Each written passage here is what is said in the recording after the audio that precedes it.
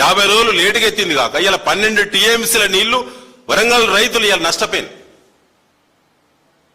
ఇప్పుడు ఇవాళ 40,000 ఫ్లో ఉంది, 40,000 క్యూసెక్. పొంగులేటి శ్రీనివాసరెడ్డి గారు ఏమంటారంటే 20,000 క్యూసెక్లే పోతుంది, 10 మోటార్లు ఒకసారి ఆన్ చేస్తే ఎట్లెత్తుతారా ఆ మాత్రం తెలియదు హరీష్ రావు గారికి అంటాడు. పొంగులేటు అదంటాడు, ఉత్తమ్ కుమార్ రెడ్డి ఇదంటాడు. అది వాళ్ళకు ఉన్నటువంటి మెచ్యూరిటీ. బుద్ధుండే మాటలేనా? 4,000 క్యూసెక్కులు మాత్రమే మొత్తం 10 మోటార్లు ఏకకాలంలో నడిస్తే 4,000 క్యూసెక్కులు మాత్రమే, ఇంకా 16,000 క్యూసెక్కులు ఫ్లో ఉంటది. ఇలా 40,000 క్యూసెక్కులు అయింది. ఇప్పుడు ఛత్తీస్గఢ్లో, మహారాష్ట్రలో నిన్న ఉదయం 8 గంటల నుంచి ఎడతెరిపి లేని తీవ్రమైనటువంటి వర్షం వస్తుంది. ఆ సమాచారం అని ప్రభుత్వానికి ఉందా? ఒకటే డిమాండ్ బీఆర్ఎస్ది, కన్నెపల్లి వెంటనే ప్రారంభించాలి, దేవాదల 10కి 10 మోటార్లు వెంటనే ప్రారంభించి ఎత్తాలి. లేటు గల కారణాలు కోల్పోయిన 12 టీఎంసీల వల్ల పంటలు ఎండిపోతే కాంగ్రెస్ పార్టీ బాధ్యత వహించాలి, ప్రభుత్వమే బాధ్యత వహించాలి.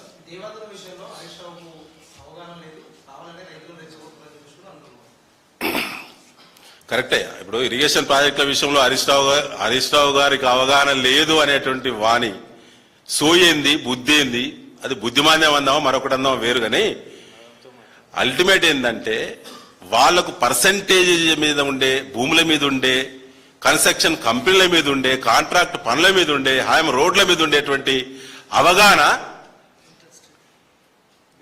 ఇరిగేషన్ మీద వాళ్ళకు లేదు. ఒకడు అంటాడు, పేరెందుకని, ఏకకాలంలో ఒకసారి మోటార్లు నడతాయంటాడు. మేమంటా బడివే జూన్ 1 నుంచి ఫ్లో ఉంది కదా, 1,00,000 క్యూసెక్కులు ఫ్లో ఉన్న టైం నుంచి ఇప్పటి వరకు ఒక్కొక్కటిగా నడపాలి మోటారు. Very good. మరి 50 రోజుల నుంచి 10 మోటార్లు ఎత్తే సోయలేదా? ఇదేనా అవగాహన? హరీష్ రావు గారికి లేని వీళ్ళకున్నది ఇదేనా? ఖచ్చితంగా ప్రభుత్వం బాధ్యత ఇలా తప్పుకోవడానికి లేదండి. ఎందుకంటే వాళ్ళు బహిరంగంగా మాట్లాడేళ్ళు, మళ్ళంటున్నాం. వాళ్ళు చెప్తేనే నార్లు పోసిళ్ళు, వాళ్ళ సబ్సిడీ విత్తనాలు ఇస్తేనే ఇలా నార్లు పోసిళ్ళు, ఇలా నాట్లేస్తాళ్ళు. ఈ నాట్లేసే టైంలో మేము సాగునీళ్లకు సుక్క నీళ్ళు ఏమంటాను. వరంగల్ పాత జిల్లా మొత్తం, రాష్ట్రమంతా వేరు. ఆ సబ్జెక్టులో మేము పోవట్లేదు. మేము వరంగల్ జిల్లా బీఆర్ఎస్ బాధ్యులుగా మేము ఏమంటున్నామంటే, నువ్వు చెప్పినావు కదా నీళ్ళు ఇస్తున్నాని, నువ్వు చెప్తేనే కదా. నువ్వు కలెక్టర్లను పెట్టి, ఎమ్మెల్యేలను పెట్టి 7 రకాల వరిధాన్యాన్ని బస్తాలు పంపిణీ చేసినావు కదా నువ్వే. ఇంకా చేస్తున్నానండి. ఇంకా రైతు వేదికల దగ్గర బోనస్ ఆశ పెట్టి 7 రకాలకు దించినటువంటి 7 రకాలు కూడా కొంటాళ్ళు. ఇష్టం లేకపోయినా రైతులు బోనస్కు ఆశపడో, ఇబ్బందులుండో.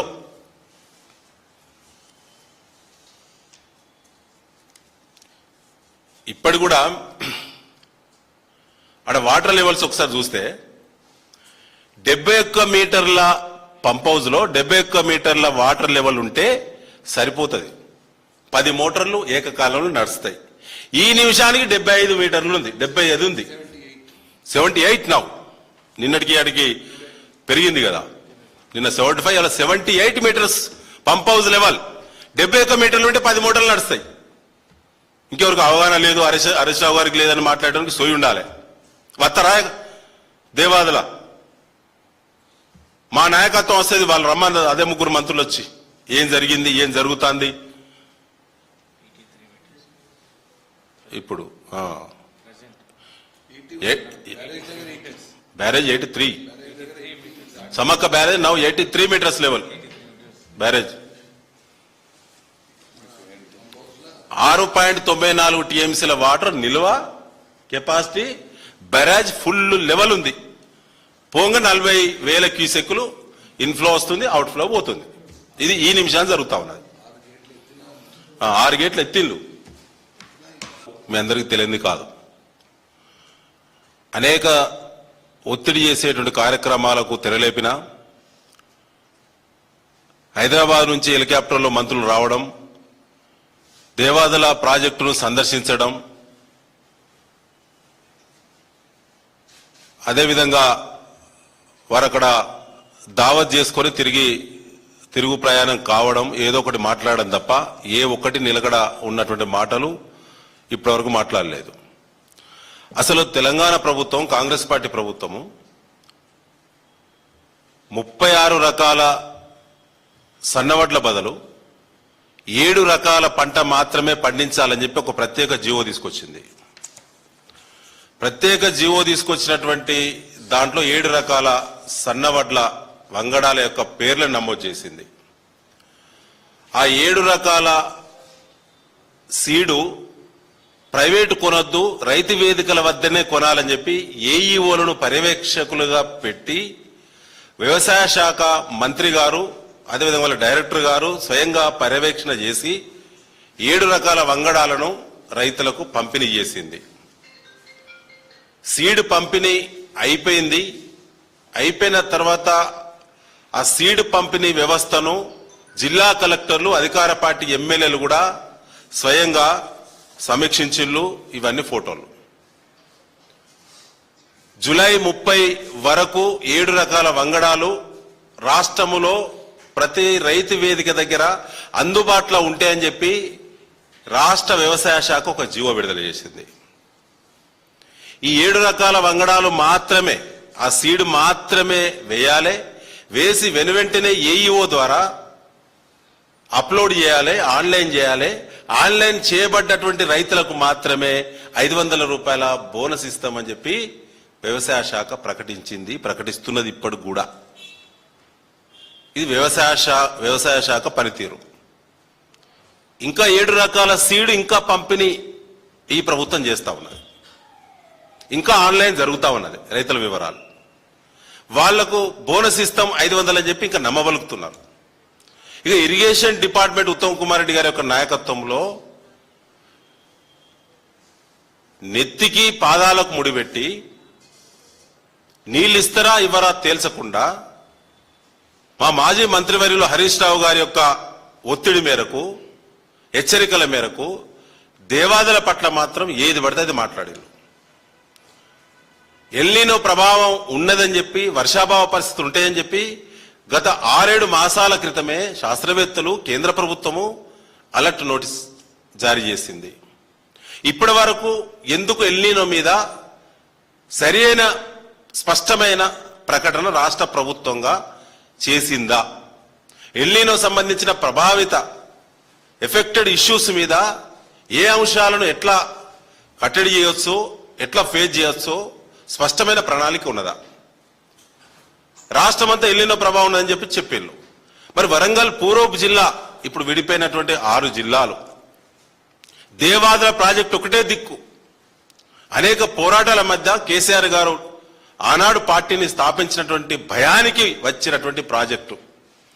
దాని కేసీఆర్ గారి పాలనలో 95% పూర్తి చేయబడ్డటువంటి ప్రాజెక్టు. ఇలా కటిక ఒత్తితే 3,70,000 ఎకరాలకు ప్రత్యక్షంగా ఆయకట్టు నీళ్ళొచ్చేటువంటి ప్రాజెక్టు. పరోక్షంగా ఇంకా అదనంగా ఆయకట్టు వస్తుంది. మొన్న 13వ తేదీన దేవాదులకి ప్రాజెక్టు విజిటింగ్ కి బయట ముఖం చెల్లలేనటువంటి మంత్రులు ముఖ్యమంత్రి ఆదేశాల మేరకు ఒదిగు కన్నెపల్లి మీద కేటీఆర్ గారి విజిటింగ్ తర్వాత ఒత్తిడి పెరిగింది, మోటార్లు ఎందుకు ప్రారంభిస్తలేరని చెప్పి రాష్ట్రంలో ప్రతి ఊరు, వాడ, క్షేత్రస్థాయి, పల్లెలు, తండాలకి తేలిపోయింది కాళేశ్వరం కొట్టుకుపోయింది అనేటువంటి దుష్ప్రచారమే, ఉత్త ప్రచారమే, దొంగ ప్రచారమే. నీళ్లు ఎత్తకుండా చేయడం కోసం, కేసీఆర్ కు పేరు రాకుండా అడ్డుకోవడం కోసం మాత్రమే రేవంత్ రెడ్డి ఇన్ని కుట్రలు చేసినని చెప్పి ప్రజలకు అర్థమైంది. కాబట్టి అక్కడ మోటార్లు ఎందుకు ఆన్ చేస్తలేరని చెప్పి బీఆర్ఎస్ ఒత్తిడి చేస్తుంటే, హరీష్ రావు గారు ప్రాజెక్టుల మీద నిత్యం ప్రశ్నిస్తుంటే, ఇవాళ మాకు చిత్తశుద్ధి ఉన్నదని చెప్పి 12వ తేదీ కేబినెట్ లో చర్చ జరిగింది. దేవాదుల మీద ముఖ్యమంత్రి ఆదేశించిండు, పరువు పోతున్నది, కన్నెపల్లి మోటార్లు ప్రారంభించకుంటే బదనం అవుతున్నాం కాబట్టి తక్షణమే వెళ్లి దేవాదుల మోటార్లు ప్రారంభించమంటే హడావుడి హెలికాప్టర్లు వచ్చిండ్రు. ఉప ముఖ్యమంత్రి గారు బట్టి గారు, పొంగులేటి శ్రీనివాసరెడ్డి గారు, ఉత్తమ్ కుమార్ రెడ్డి గారు వచ్చిండ్రు. కోడికూర తిన్నారు, కడుపు నిండా కళ్ళు తాగిళ్ళు, విహారయాత్ర చేసిళ్ళు. మోటార్లు మొత్తం ప్రారంభమైనాయి. 10కి 10 మోటార్లు ప్రారంభం అయిపోయినాయి. రైతులారా, మీరందరూ ఉమ్మడి వరంగల్ జిల్లా రైతులకు మేము భరోసా ఇస్తున్నాం. కండపల్లి మోటార్లు ప్రారంభించకపోవడానికి అక్కడ రెడీగా బ్యారేజ్ లేదు కాబట్టి, బ్యారేజ్ కుంగిపోయింది కాబట్టి అక్కడ నీళ్లు ఎత్తలేకపోతున్నాం. ఫ్లోటింగ్ వాటర్ ఎత్తడం శాస్త్రీయం కాదని ఎవరో చెప్పిల్లని దుష్ప్రచారం చేస్తూ ఇక్కడ సమ్మక్క బ్యారేజ్ రెడీగా ఉన్నది కాబట్టి, మోటార్లు రెడీగా ఉన్నాయి కాబట్టి, రిజర్వాయర్లు 22 రిజర్వాయర్లు రెడీగా ఉన్నాయి కాబట్టి ఇక్కడ మేము నీళ్లు ఎత్తుతున్నాం. ఇది మా చిత్తశుద్ధి. 38.16 టీఎంసీల సామర్థ్యం గల 22 రిజర్వాయర్లను మేము నింపుతాం. ప్రతి ఎకరా సాగు భరోసా, నీటి భరోసా ఇస్తున్నాం. తాగునీళ్లకు సరిపడా నీటి నిల్వలు పెట్టబోతున్నాం. ఇది మా పనితనానికి చిత్తశుద్ధి అని చెప్పి ముగ్గురచ్చి వాగేళ్ళు 13వ తారీఖు నాడు అప్పటికే నార్లు పోసుకున్నారు. బావుల కింద, బోర్ల కింద, కుంటల కింద, చెరువుల కింద నార్లు పోసుకున్నారు. మీరిచ్చిన సబ్సిడీ విత్తనాలు, మీరిచ్చినటువంటి 7 రకాల వంగడాలు ఏవైతున్నాయో మీ ప్రోత్సాహం మేరకే, మీ ఏఈఓల సూచనల మేరకే రైతులు కొనుగోలు చేసిళ్ళు. మీరు 13వ తారీఖు ప్రకటించిన తర్వాత మీరు చెప్పిళ్ళు రాష్ట్రం అంతా ఎల్లిన ప్రభావం ఉన్నది, ఇక్కడ మాత్రం దేవాదుల సక్సెస్ఫుల్ ప్రాజెక్టు 10 మోటార్లు ఇక్కడ నడుస్తాయి, 38 టీఎంసీల నీళ్లు ఎత్తుతున్నాము, గోదావరిలో సరిపడా నీళ్లున్నాయి అని మీరు మాట్లాడిల్లు. బిడ్డ జాగ్రత్త. పూర్వపు వరంగల్ జిల్లా రైతులకు మీరు మాటిచ్చిల్లు. మీరే సబ్సిడీ విత్తనాలు ఇచ్చిల్లు, ఇంకిస్తున్నారు. మీరే 13వ తేదీ జులై మాట్లాడిల్లు. అప్పటికి నార్లు పోసుకున్న, నార్లు ముదిరిన వాళ్ళు మీరు భరోసా ఇచ్చిల్లు కాబట్టి ఇలా నాట్లు వేసుకుంటున్నారు. ఇవి నార్లండి, ఎదిగినటువంటి నార్లు. వరంగల్ పూర్వపు జిల్లా వ్యాప్తంగా 22 రిజర్వాయర్ల కింద, కుంటలు, చెరువుల కింద ఈ పరిస్థితులు ఉన్నాయి. ఇది నాట్లేస్తున్నటువంటి కూలీలు ఇవాళ రామప్ప చెరువు కింద, అదేవిధంగా పాకాల చెరువు కింద, ధర్మసాగర్ కింద, బొమ్మకూరు కింద, ఆర్ఎస్ గన్పూర్ కింద ఇవాళ ఈ పరిస్థితి ఉన్నది. మీకు సిగ్గెట్లేదు.